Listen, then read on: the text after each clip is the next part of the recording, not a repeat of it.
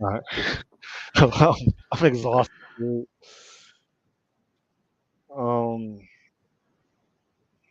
You've been doing a I, coding I, marathon. I think I opened up 99.9% of the time. What's that? I said I'll let you open up and drive the Oh, beginning of the discussion. yeah. So what's new? I think I had like a mental breakdown earlier in the week for some reason. Yeah, I saw your message. Yeah. Um, I don't know. I just got in real like I was about like this close to just calling it quits at work on Wednesday, but I'm in a little better place right now. I think still it might be time for me to move on. Um, I've been holding on like for a while now, and it's just I don't know. It's probably at that point, but I don't know. There's this thing where like the it doesn't hurt bad enough, so it's like there's really no point in leaving, but like I don't know.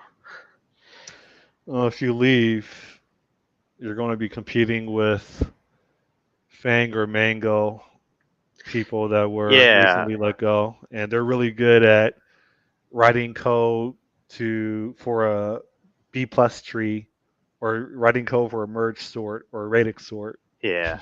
Here's the rub on that one. So the thing is we hear layoff numbers and they say in tech, but they don't say what jobs those are. Like specifically, what percentage of those layoffs are engineers versus copywriters, project managers, analysts, like quality assurance people. So when you say 10,000 people at Google were let go, how many of those are software engineers? Like first of all, developers. I don't know the number on that. I I would know say I've that. seen engineers, but I don't know the Yeah. I've seen more people who are non-engineers saying I was part of the layoffs than I have seen engineers. Pluralsight's probably like the one exception to that. Um, but and then two, so you so take that into account, and then two, anybody working in a FANG company is expecting salary I up know. here and needs salary up here. They're not willing to do. They may not be willing to do immediately jobs down here, which I'm more than willing to do. Well, just take into consideration that there's probably a lot of young, and probably age doesn't even matter.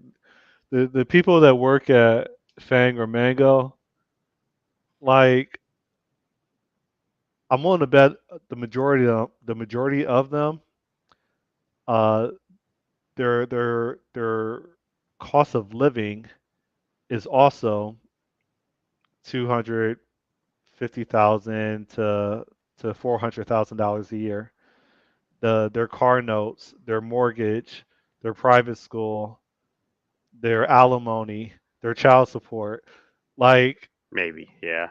that stuff doesn't, I don't think, get suspended immediately, especially when the state's involved. So I think this is me responding to what you said.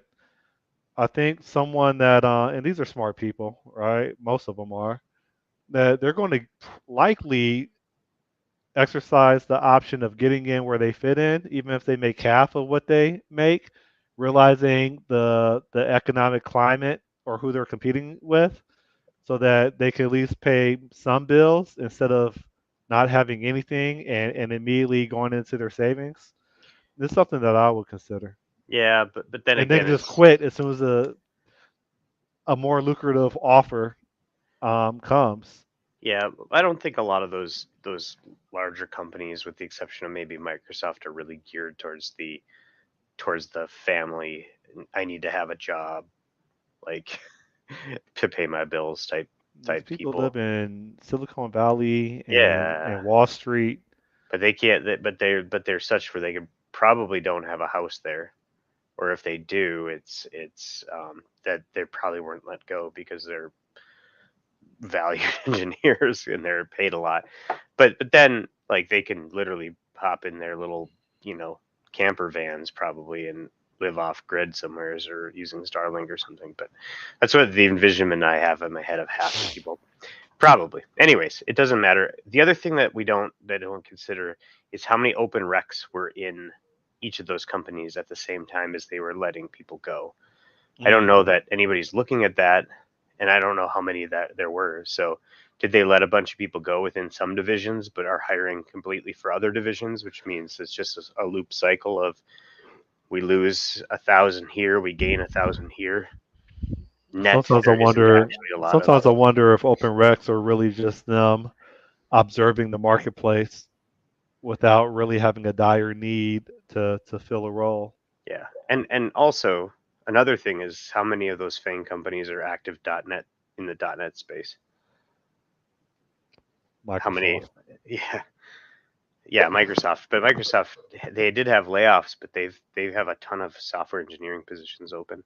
At least, well, I don't know actually because LinkedIn gets really screwed I up would in the way think that they do their job postings. Microsoft, Stripe, I think is a .NET shop. I think Stack Yeah, well, Overflow, I thought is a .NET shop. yeah, well, Microsoft's like their release was mostly Surface, Xbox, and another division. It wasn't like their core engineering divisions.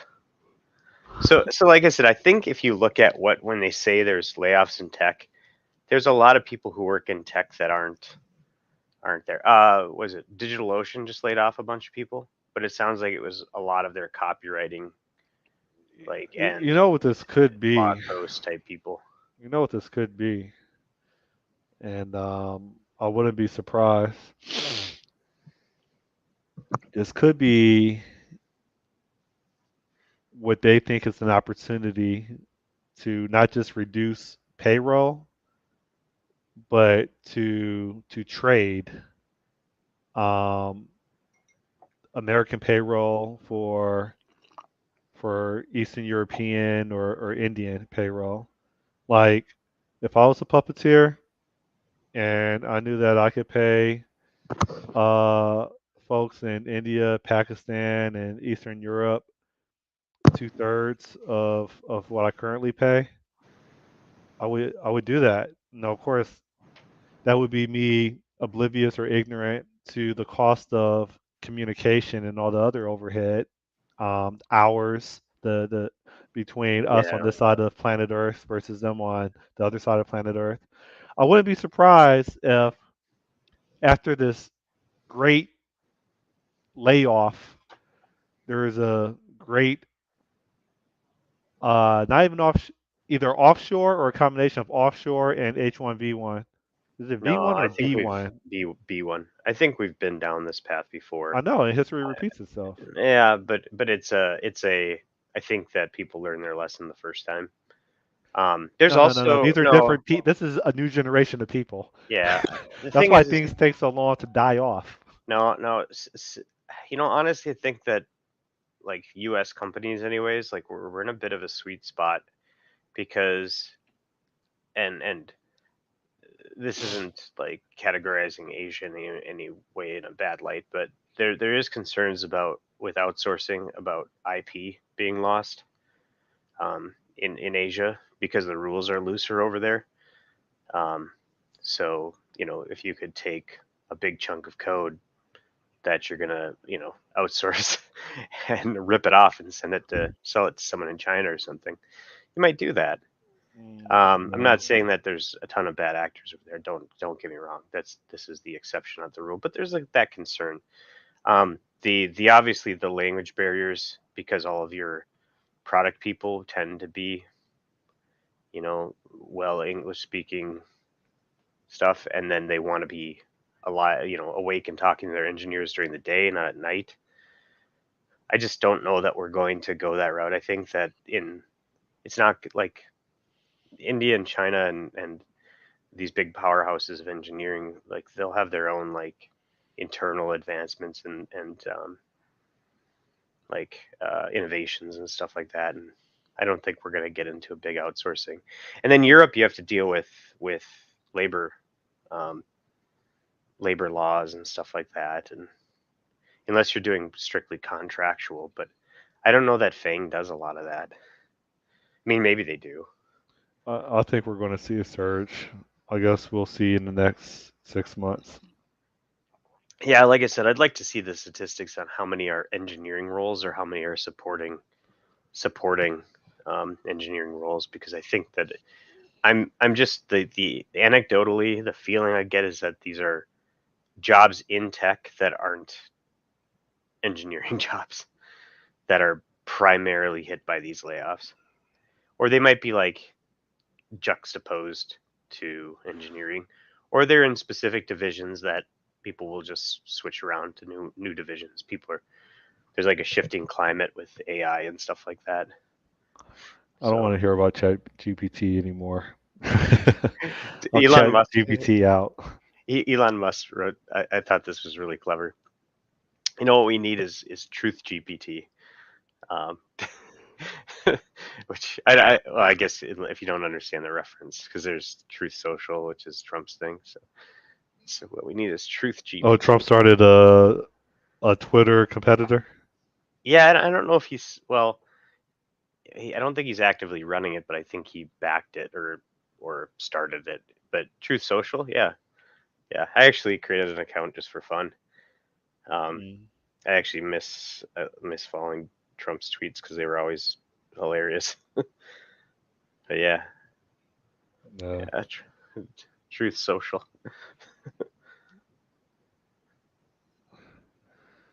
I have you ever done Airbnb? Yeah, once or twice maybe. Can you? Is it possible to register an Airbnb, but it's only for the daytime? Just a, I don't know. It's usually like structured to be overnights. I don't know.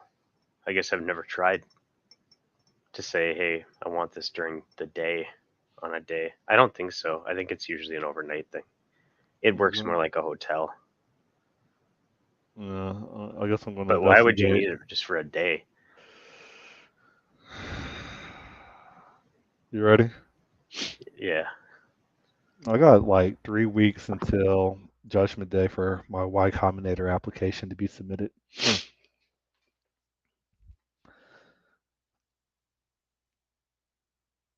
I'm uh I'm testing out the concept of a workspace on the beach, literally on the beach. Oh, okay. Yeah. And so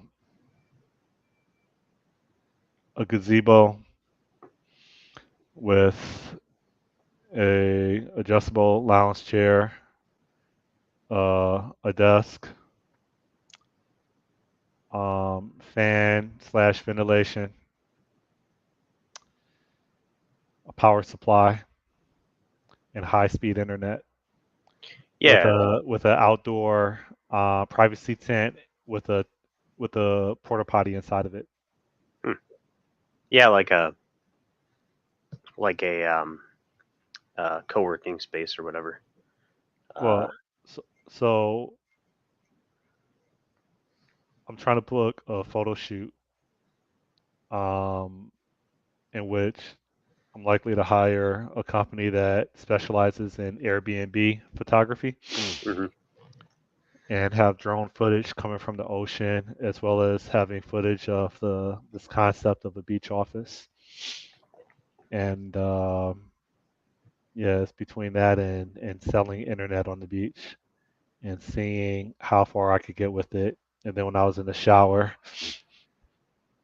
I thought about, I wonder if I could at least promote it on Airbnb and figure out how far I could get with the concept of people willing to rent out a space for the day. Yeah, why not? How does that work with the city then, as far as legalities of it? Figure out once I get on their radar. Yeah, I suppose prove don't worry about legalities until you get there. But yeah, because it's like you don't really own that spot, Mm. but So large tents are not allowed, but they don't have the specification of what a large tent is. Oh, so they get to make it up. They decide that your tent is too large. They can tell you it's too large. I see. Yeah, and I'm not sure if I would assume that if they say it's too large, like the police or code compliance says it's too large, that you can't stay there until the court date in Hmm. order for the judge to ask the question, what is the definition of a large tent? Yeah, there you go. Yeah, I mean it's not a bad idea if you can pull it off. Like I said, I Ha- don't know what the Have you been to the Have you been to the website? Let me show you. your new one. Yeah, Yeah, did you? Well, I haven't since you put it the other day. I'll present. Man, I got like 40 pages on my Google Chrome. Well, maybe not 40. How do I do this? Lounge and supplies delivered to your beach location. Just Sharing show my up. We'll screen. do the rest. Oh, so this catalog. So is the idea shifting into more of like a instead of like, hey, like like you might need this while you're out there. Instead, what we're gonna do is gonna go set you up a beach experience ahead of time with everything you need. No, Okay, it's the core use case is still and here's the menus of chairs, chargers, games, whatever. Right? The core use mhm, case is still the slogan of just show up, right? gotcha. However, what I'm interested in, especially if I need to like monitor and respond to events, I might as well just be on the beach. I might as well be on the beach. And while I'm writing code or doing some administrative tasks, when something occurs, then maybe it'll be easier for me to really understand uh, what customers need or what are some of the issues that a customer may experience with their own product that I'm selling or renting out to them. Hmm. Hence the concept of a beach office. But no, it's still like, uh, one or more people show up to the beach and they decide that if they're white or Latin, that they need some suntan lotion, right? Or that they're a social media junkie and they only have like 15% left on their phone. Are they willing to rent a phone charger, right, for $8 and then probably pay another uh, $8 for between delivery and pickup, scheduled pickup. So no, the core use case still exists. I'm also this morning, once a month during full moons, we have this thing called drum circle, and so I think I want to take advantage of that on the beach as well. There's glow in the dark frisbees, and there's cornhole that you can rig with some LEDs. Oh, cool. Dude, my crib is a warehouse now. I have all of this. Like almost like 90% of the stuff that's offered in the catalog I have in my crib, and it's filling up. Like I got two of these right here. These are Wow. 11 Yeah. by 11 feet. I just had one delivered yesterday. Wow. Hmm. This is the outhouse for the office. Hey, give me a This second. would I, be the I gotta office. Yeah. I gotta run Okay. do something quick. Be right Yep. back.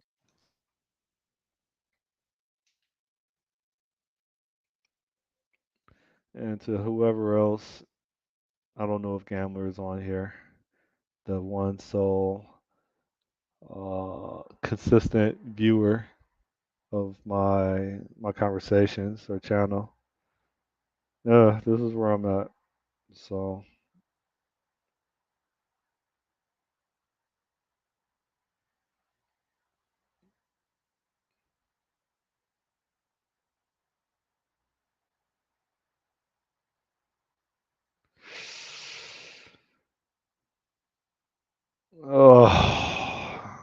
yeah, I think I could turn off my shared thing. How do I do this? Stop screen.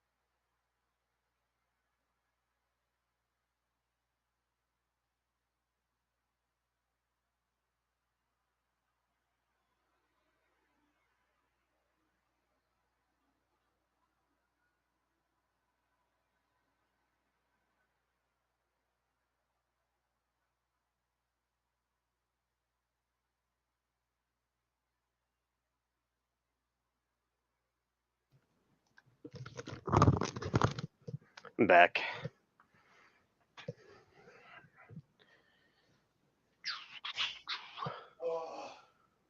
Ah,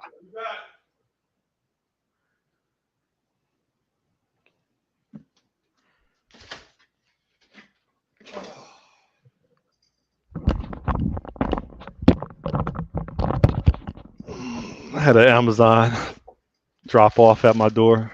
oh, more Told stuff. you. Yeah, I was saying like almost everything in that catalog is in my crib, Nice. and I have like two to three of each, except Yeah, I for the suppose cornhole. time to figure out how to get that monetize that stuff then.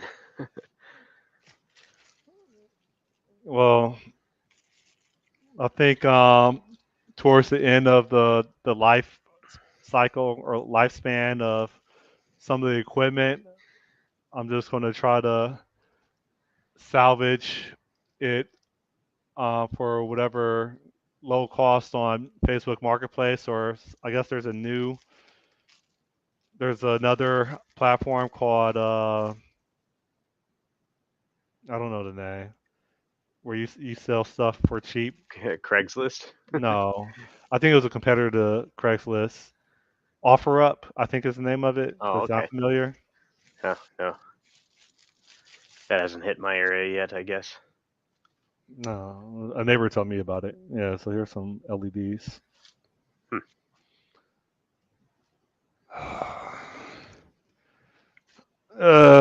Beach offices selling internet on the beach to people on vacation from Latin America or Eastern Europe. I try to figure out. I try to wrap my head around the the Wi-Fi management or distribution solutions that are out there that hotels use and cafes. And I always have a hard time wrapping my head around what exactly I need. So I'm like, up that. I'll just buy several mobile hotspots in which I think they all require their own SIM card and data plan individually, separately, and I'll just I'll just do that. I did buy an $800 Netgear or Nighthawk or Netgear Nighthawk 6 mobile hotspot. Hmm. I don't know how many of those I could buy for $800 a pop. Yeah, So that's a that little so that one's expensive. mine. Yikes. Money hole. All right, so mentor me. Help me understand things that I'm not considering or that I should double down on. No, man, I think I mean, you've got all this stuff in place. I think it's just finding that first avenue and going out and doing it. And then, like, you need a feedback cycle. Like I said, that's it. That's the main thing you're missing. A real feedback cycle, not conceptual, the actual like market feedback cycle. Yeah, so I'm talking to this guy that is already like renting out um pop-up tents on the beach. Hmm. I met him like a year ago and we stayed in touch. And so we've probably talked probably on 4 different occasions. He goes to my website every day and I mean we meet up occasionally and so he's interested in partnering with me and he's doing everything that I plan on doing. He's doing it manually, Hmm. right? So he literally has a chair and an umbrella that he sits under. He has a canopy that harbors several more canopies inside of it, right? Yeah. Um, to discreetly operate, and he has a an affiliate that goes on foot patrol, soliciting people entering the beach, and he earns in revenue between 500, on average 500, and on a good day $1,000, operating about uh, 9 to 10 pop-up tents. Hmm. That's pretty good. So he's doing that manually. Yeah.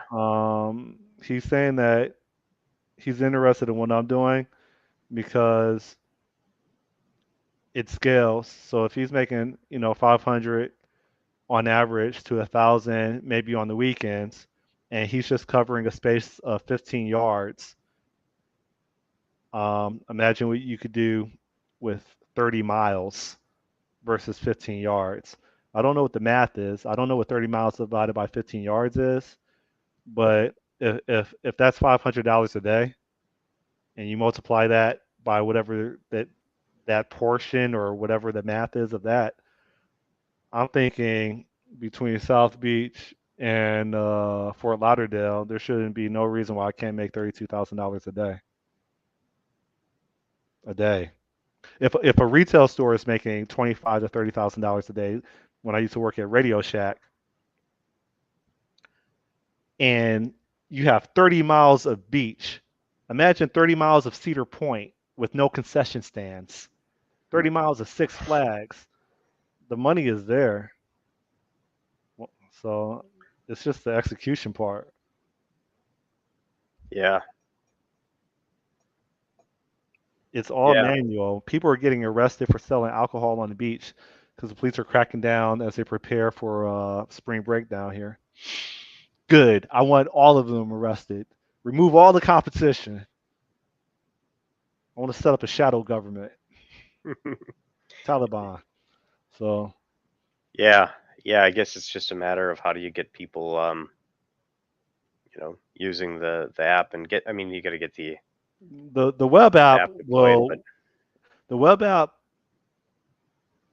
will do it enough, right? You can literally place an order with the bank card. yeah. You can do that now. I I started registering Beach Mobile on Google Business, and I was also going to register it on Yelp. And Google Business wanted, as you go through the process of registering your business, so that it could show up on Google Maps, right? Hmm. Um, they wanted photos of the business. They also wanted the address, and so those photos were like, man, I gotta have some. I gotta have something done like really, really professional. Like I really, really want to make this a Miami exclusive. Starting out, I'm gonna have to hire some Airbnb photographers so we can do it right with the equipment that I'm spending more money on for polish. And so, make long story short, hence I think I told you like a photo shoot I have planned for like next Friday. We're having the drone footage and having the fleet or the collection of accommodations for customers, and then get the videos and the photos taken without people, right? And then have a separate session with people in it, using it, and then build up the social media gallery. And I think I told you with the completion when I'll pause for a second. You want me to pause? All right. Oh, keep going. It's fine. So I think I told you like during with the app, and I guess this could be done manually, but with that, they go through the app and they order something, it gets delivered. Part of the process or policy is to take a photo, right? Take proof of the drop off with the customer. Customer receives a text message saying thank you, but they also within that text message has a link to Instagram with them and their friends and what they rented or what they purchased. Yeah. They then Yeah. have an opportunity to tag themselves and say, "Oh, look at me! I want to show everybody how exciting my life is!" Right? And so they tag themselves on the beach with whatever music or whatever amenities that Beach Mobile provides. I tag all the products that I rent out to them. I tag them on Instagram so that when people tap on any of those products, such as the music speakers or the canopies or the selfie sticks, it takes you to the Instagram store, which is my stuff, which then provides a mechanism for people for their friends and family. So maybe there's a bachelorette party or a birthday party, and people are still flying in, right? The people that touch down later that day that want to turn it up on the beach tomorrow, well, now they know that there's a service out there and some of the products that they can take advantage of. So that's part of my growth hacking, one of my growth hacking strategies. Yeah. But you still need to get your first customer and get the feedback cycle going. He got the first customer, the dude that wants to partner with me. Okay. Well, Why, then he needs why is that to. not good enough? Well, because it's you gotta. Well, then you gotta figure out how you're gonna integrate the technology into his business then, No, he needs to so that he integrate. can use it. Yeah, yeah. Like Well, what's like I what's said, he gonna the do? website is ready. It's Yeah. just there's a conflict of interest right now, which I'm not really sure how to frame it. Or if you want to partner with me because you believe that this can really scale and it's going to be automated, right? So that there's less effort, less cost of people walking away with your product, your affiliates or your couriers walking away with your product, right? Like the technology or the platform that I have, it reduces the risk significantly because I put hold amounts on couriers' cards when they have the package, hold amounts on customers' cards when they have the package. But the conflict of interest is this person already has this little side hustle. And so are you willing to shelve the money that you're getting in cash, Cash App, and Zelle? Are you willing to shelve all the stuff that's going into your accounts and put it into Beach Mobile's account? And he needs to figure out when he wants to stop focusing on his side hustle and give those proceeds to Beach Mobile. And then the other part is, I think to maybe incentivize him or to encourage him to do that. I'm thinking that because right now it's a conflict of interest, right? What I don't want is people going through the website. He's copying all the products that I have on my store in the website, and as customers are going through the website and then going to him for instant like delivery because he's right there, like Beach Mobile isn't getting any of that, and he's just using it as a compliment. And so I'm not sure if I should offer him like bonus incentives. I don't know. It's something I'm trying to figure out. Man, I would just like if you're going to be a platform for his business, be a platform for his business, and don't try Partner. to be his business. Okay. If that makes sense. Like, because if you want to go that route, it's figure out what his business thing is, figure out how to scale it. You skim off the top, and that's what you do. You handle transactional fees. That's a you're a you're a platform then, and you can also extend that to other people. You don't have to deal with the day to day crap. All you have to do is deal with the technical problems of making whatever they're trying to do scaled up more. So it's like, yeah, it'd be nice if you could do $32,000 a day back and forth, but for a small, um, for a small, essentially SaaS product is what you'd be doing then. Um, and maybe you get into other things. Maybe you start to get into like the supply side of it and helping people get tents and things like that, and the logistical bits and improving their marketing and all of that stuff. Um, what would it what would be a good dollar amount to make? I mean, to me, it's like I don't know. I don't know what your things are, but if you could stay small and build an empire as a platform on one beach and then scale to many beaches that have the same type of setup, you could get to your thousands and thousands a day, um, by just going to other beaches, I suppose.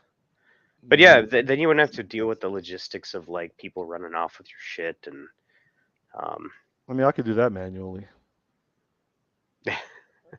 No, I use my merchant account and I just put so couriers have to have a Visa or Mastercard. Customers have to have a Visa or Mastercard.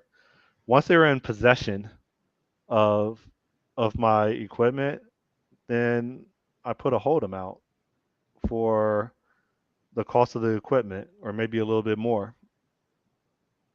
yeah, yeah. Although then what happens if they don't have that amount to hold? I Like it won't go through. it's There like has to be it's $130, but we're gonna for a cabana. How much does a cabana cost total to buy? no cabana costs about $125. I would rent them. Okay, I would rent out a cabana for like $35. okay. So you put like $120 It's on their a whole. better example would be the the the music systems.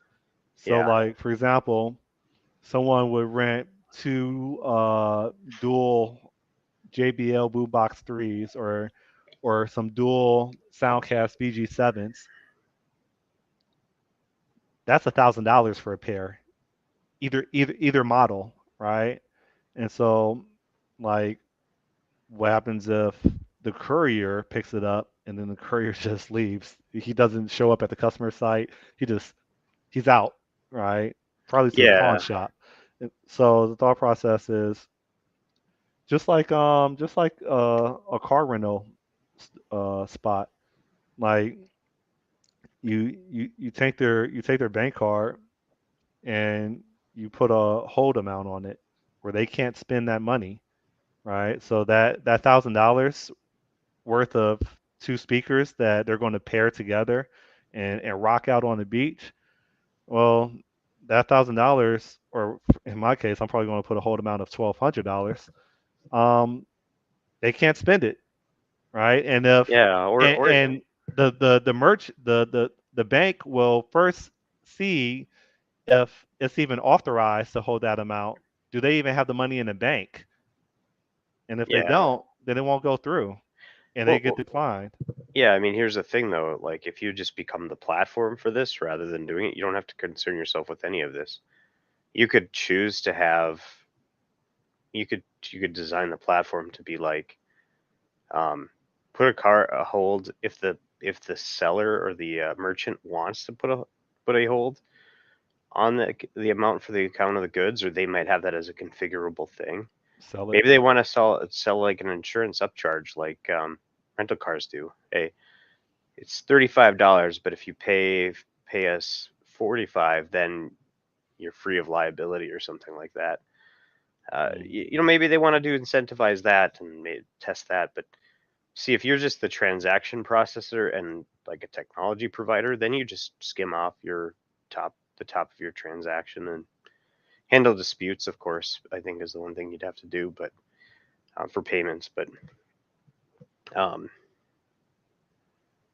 yeah, I mean, one thing about cash though too is that because there's cash bars even in my town, they said what'll happen is people will go and they'll spend a crap ton on a weekend at a bar, and they'll just rack up the credit card and then they'll just dispute the charges on a Monday. Um, that's why like certain places like Yeah, but that's because there's no hold amount yeah. that's put on there. So they're just doing transactions like right then and there. No. Well, there is a hold every time you swipe a card. There's a hold, or Actually, I'm you're ass- right. yeah, Yeah. You just you're have to putting an capture it authorization within like probably. 3 to 7 days. Yeah, it's a settlement. It's pre-auth settle. So that's the transaction flow. Yeah, But so the I guess thing I is, would I yeah, would require like a photo ID next to their face. yeah. So I mean, if you could take and say, hey, I'm not going to be the person who has all of this inventory and liability for inventory. I'm going to enable other people to have all that liability for inventory and stuff, and just make their whole process, and I'll take easier, and then I'll skim off a percentage off the top, which is what you'd have to pretty much do anyways with unless you're going to try to put that person out of business and take over their business. But so it's like, you know, um, yeah, I don't even know what it would look like, but if you talk to this person and just find out like what's the first thing that we could do from a technology perspective to simplify what you're doing. I'm still waiting on Microsoft. I have a support ticket that's like more than 3 weeks, and I'm starting to get aggravated. It's a simple call to an Azure function, and I get an unauthorized response. Hmm. That's it. So I'm like, so I opened up a Microsoft ticket because I pay like $30 a month for Microsoft developer support. I've been paying that for like 3 years, probably longer than that. And like they they're telling me like, oh well, you provision these resources in Pulumi. Maybe you want to consult with Pulumi support. And I'm like, no, Pulumi is the implementation detail. Like I need Like these Azure resources were created, they're validated, they're in Azure. Regardless of how they were created, I need to understand how to resolve an unauthorized response, right? How can I authenticate myself? Why isn't my bearer token working? Like, so they're like, oh, okay, um, send me send me your code and we'll look into it. I'll send the code via email. They're like, this is F Oh, sharp. What the hell? no, no, no, no. Just kidding. It's, I think it's a C sharp. A week later, hey, did you send an email? Did you send us your code? Yes. Oh, we didn't get it. Can you send it again? Oh, you mean you didn't get it? I literally hit the reply to button on my email and attached the file and sent it. Yeah, I don't know. I don't see it. Can you send it again? All right.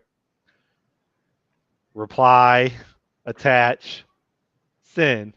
A week later. Hey, did you ever send your code to us? Like, yes, I've done it twice already. Oh, we didn't get it. I'm like, okay. Well, I told you what the issue is. I'm receiving an unauthorized error. Have you done anything to examine? I mean, it's just an Azure function, right? So it's telling me that I'm not authorized to call the Azure function. I'm not authorized to call a URL. Do you really need the code for me to call a URL? Have you attempted to just call that URL yourself, passing in empty JSON? Have you even attempted to do that? No, no. I know you're frustrated, Mr. Nimrod, but blah blah blah. Well, I mean, it's been like 2 weeks, and like I'm not getting anything from you guys, and you're so they sent me another email because they provide me a file transfer link, and so I'm like, all right, upload right to the Microsoft file transfer portal. They reply, hey, can you give us a completed? We need completed code for what you're doing. I'm like, I sent you an automated test that is the smallest amount of code that works that demonstrates setup, what's being tested, and what I'm trying to do to verify. I don't understand what you mean by completed code. Like I'm going through this with like this thick accented South American guy, and it's been like 3 weeks. So this is why the website is there, but not the mobile app. Yeah, I know that took me a long time to explain, but Microsoft support. I understand I have like developer support, and I'm not a corporation paying like $3,000 a month for production hmm support. But man, it's taking forever to have something as simple as an unauthorized HTTP response resolved. And Stack Overflow, I'll put up a bounty on there. Nothing's happening on there. I can solve it. What's your problem? Where's your bounty? I'll send you the link to Stack Overflow. Then I'll bill you once I solve it for Are you intimate with $30 Azure? a month. No, but I get I guess I get the bear tokens can be a little tricky. It's Um, not the bearer token. Like the bearer token is valid. I think it's the access policy. And so I was forced to jump through hoops working with Pulumi to create these user access policies for each function app in Azure. And I suspect that there's something on the client side that I need to account for specific to the access policy to call the Azure function. And like I'm saying, I wrote all this dissertation in my support ticket, like my hypothesis, but it doesn't matter, man. yeah, I'm looking through Stack Overflow trying to find it right now, but you got a lot of stuff on Stack Overflow, man. Most of my points are questions. Code snippets for methods in Visual Studio is your top post score. What a whopping five. Upvotes. It's got 42. Oh wow. I think that's your for your answers, or no? That's yeah. Let's see questions. Your top post for that is 40 for how can I get NUnit 3 test adapter to work in Net Standard 2.0? Still boggles my mind. Authorization redacted when executing an Azure function. That the one? Feb 1. Maybe. I'm not sure why I used the word redacted, but okay. I'm observing authorization redacted in the log stream attached to my Azure function. Oh, that's the literal quote from Azure Log Stream. Oh, is that the one though, or is it No. Pulumi It programmatically it's related. authorization level? I can send you the link if I can find it. Oh, here it is. Mobile app performing an HTTP post to Azure function using bear token and function key returns unauthorized. Post to async base address resource string payload object.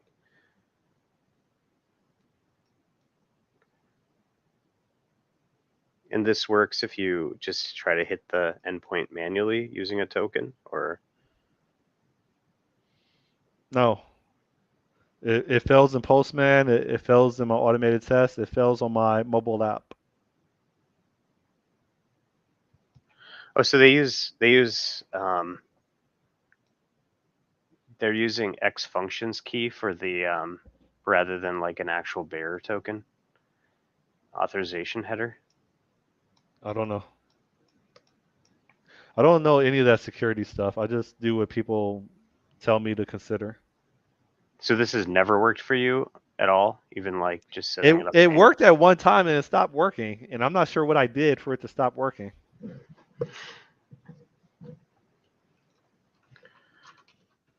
We should just do some coding.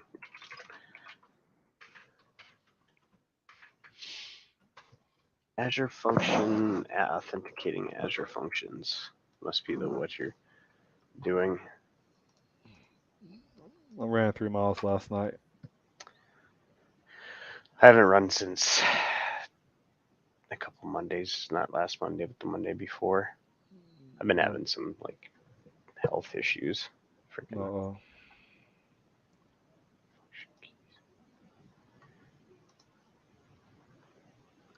no, I've been bicycling. You have a bicycle? Yeah, although you can't really do that in the winter here. Yeah, I don't. This whole that whole thing you've got in there with X.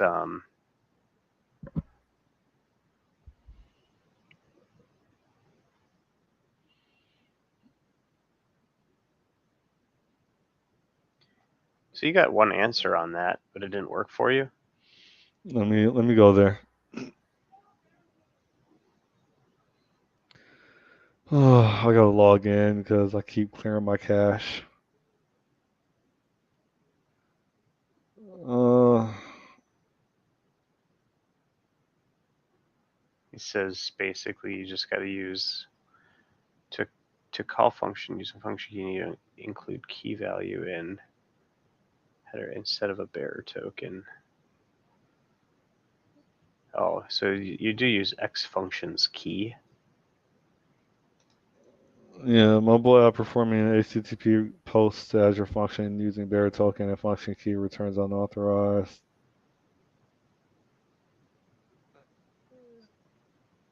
Huh. Yeah, his solution, I don't think it worked for me. This guy, he answered like probably two previous questions that I posted, and then he tapped out on this one. I guess I was bothering him too much.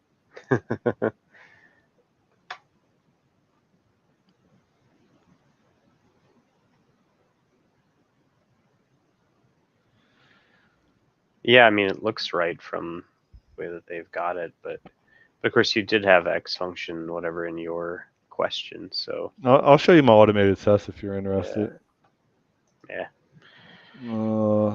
My test solution. How do I? Dude, I'm burnt out, man. I think I might just make it a beach day and annoy people with my sound system. Yeah, you might as well. Why not? I mean, I've been working for 4 hours already this morning. I showed you my flyers, right? I gotta get Yep. another one made. But, so make sure I don't have any passwords shown on here. Um,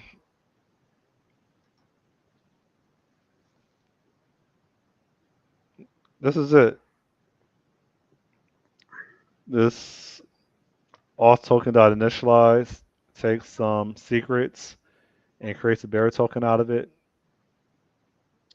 This web gateway dot post references the static value of that bearer token, right? And that's literally it, right? Let me stop sharing my screen real fast because Yeah. I don't know where that Gambler must have gotten first tired of us. He didn't show up today. No, just kidding. I don't know where that sensitive information is of my Azure tenant IDs and stuff like that. Give me 1 second as I do dry run. Control RT.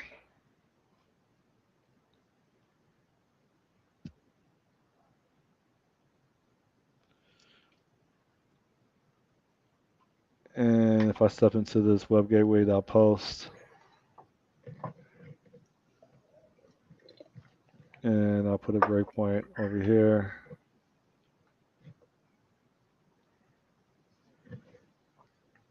That's not what I wanted to do. Hold up. Where's my token at? It's over here. Yeah. Okay. And then I hit run. No, watch it succeed this time. Yeah. All right. So I don't think I'm interested in debugging this during the last 5 to 10 minutes of our stream. No, no, it's all right. You don't have to.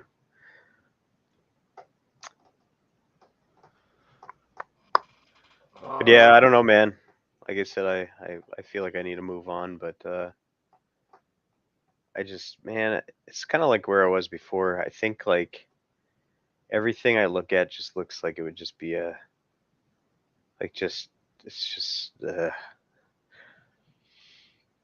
wasn't really until I like left my last job and then like had a month off where I could just totally just immerse myself in like getting back into like coding like happy with coding again that I really was excited about like finding a job and starting somewheres.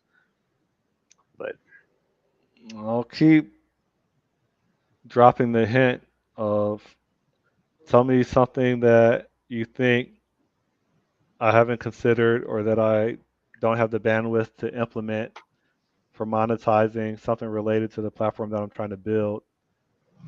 You build it, and then if it actually earns money in production, then you get money from it. nah, I Okay. I just got to do uh my box pickup system. There you So go. I also thought about this Walmart bags too, at least in places where there's still plastic bags. People always want to get rid of their Walmart bags, but they never bring them to Walmart. I don't know how you can make some passive income. Just write some ransomware. Hijack Yeah, people's I don't want to be computers. illegal though. No, be illegal. Hijack No. people's computers. Demand payment of, you know, if it's a small business, demand payment of like a couple $1,000, and you'll give them the key to, yeah, do that. Nah, nah. Well, everybody else is doing it in Russia. Oof, I'm not in Russia, That's how you make passive income. man. This No, happened to me. It happened to me at a job I was at. actually, ideally, like it would be nice to run like a very small SaaS business, like one that's not going to get big enough to like become like a full business, but one that would be enough where you could make a living off of it with just one person. like, and then you just maintain it. That'd be sweet, I think. Like, but I don't know what the heck I'd want to do. I don't really, I wouldn't know what the business side to do and stuff like that. But like, what problem do you solve, or is there to solve that you want to solve? It's like, I don't know, man. Sell some Airbnb suites at the lake during the wintertime. Yeah, actually, I mean, Sell I'm surprised you haven't gotten into real estate investment. sell ice offices on the lake while it's freezing.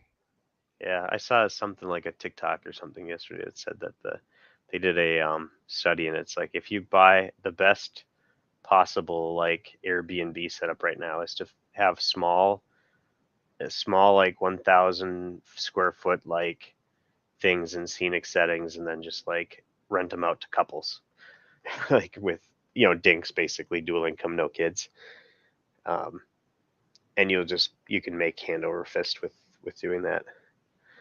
So, but of course you have to have the. I mean, real estate though is like if you buy the property and stuff, you've got the asset, Hmm. and so if you just start making money off of stuff, um, You can rentals. buy a RV and rent it out as an Airbnb.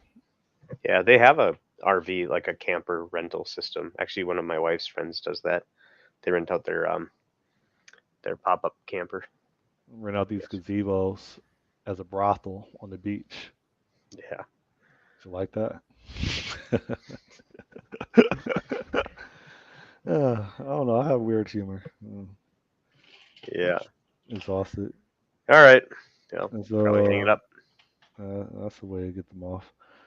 Uh, let's plan for next week. By next week, I'll probably have no idea what I'm doing. So, Me neither. I think I'm about to go back to bed. yeah. Hey, thanks. We'll Yep. catch up. See See you. ya.